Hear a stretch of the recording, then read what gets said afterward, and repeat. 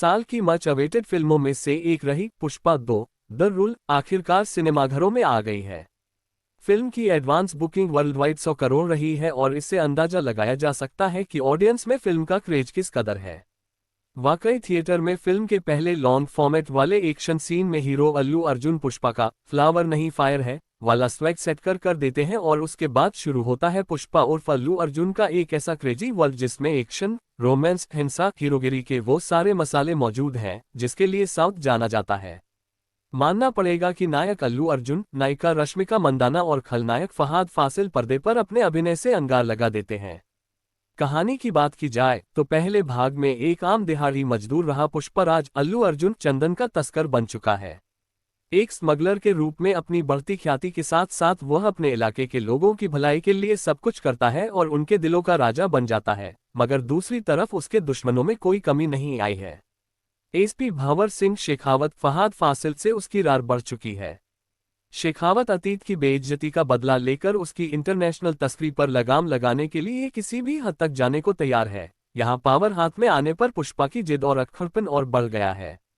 पत्नी श्रीवल्ली रश्मिका मंदाना उसके सामने सीएम के साथ फोटो खींचवा लाने की फरमाइश करती है और जब प्रदेश का सीएम फोटो देने से मना कर देता है तो पुष्पा अपने बाहुबल और पैसों के जोर पर सीएम ही बदलवा देता है।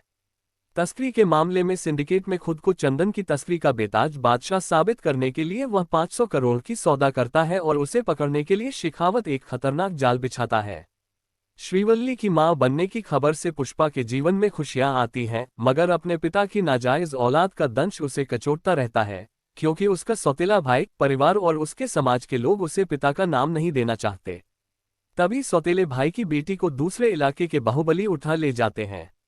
अब घर की बेटी को सम्मान के साथ वापस लाने की जिम्मेदारी पुष्पा की है। क्या पुष्पा अपने घर की बेटी की इज्जत बचा पाएगा? उसे नाजायज समझने वाला उसका परिवार उसे अपनाएगा?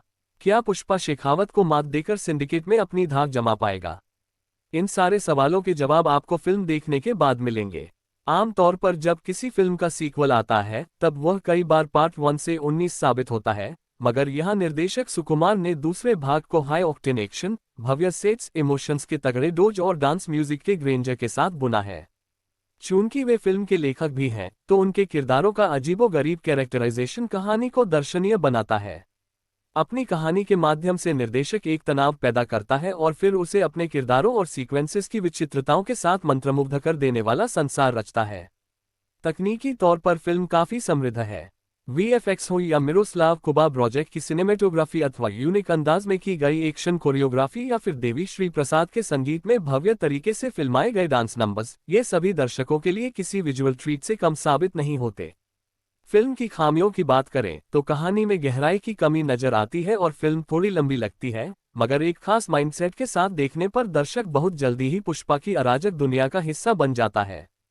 पुष्पा 2 में अल्लू अर्जुन से लेकर रश्मिका की एक्टिंग कैसी? पुष्पा 1 के लिए राष्ट्रीय पुरस्कार पा चुके अल्लू अर्जुन पार्ट 2 में अदायगी की नई ऊंचाइयों को छूते नजर आते हैं। पुष्पा के रूप में अपने व्यक्तित्व की अंदरूनी और बाहरी लड़ाई से जूझने वाले किरदार को उन्होंने नस नस में समा डाला है। फिल्म में उनका जठारा सीक्वेंस हो, पत्नी और मां के साथ इमोशनल दृश्य या फिर दुश्मन को धूल चटाने वाले एक्शन दृश्य अल्लू फायर साबित होते हैं। विलेन के रूप में फहाद फासिल एक बार फिर अपने किरदार की चारित्रिक विशेषताओं के साथ भरपूर मनोरंजन करते हैं। आमतौर पर इस तरह की हीरो विलेन वाली फिल्मों में हीरोइन के पिछड़ जाने की गुंजाइश बनी रहती है, मगर श्रीवल्ली के रूप में रश्मिका मंदाना अल्लू के साथ ताल से ताल मिलाकर आगे बढ़ती हैं। अल्लू के साथ उनकी केमिस्ट्री रोमांटिक, इमोशनल और डांस नंबर्स में खिलकर सामने आती है। अपने अभिनय कौशल से उन्होंने खुद को कहीं भी कमजोर नहीं पड़ने दिया है। रमेश राव, जगपति बाबू, सुनील, अंशु पोनप्पा, कल्पा, लता, अजय जैसे सभी सहायक कलाकारों ने अच्छा खासा साथ दिया है। रेखा खान टाइम्स समूह के नवभारत टाइम्स में फीचर्स एंड एंटरटेनमेंट एडिटर हैं। उन्हें प्रसिद्ध प्रकाशनों, पत्रिकाओं और रेडियो में काम करते हुए 2 दशक से भी ज्यादा का समय हो गया है।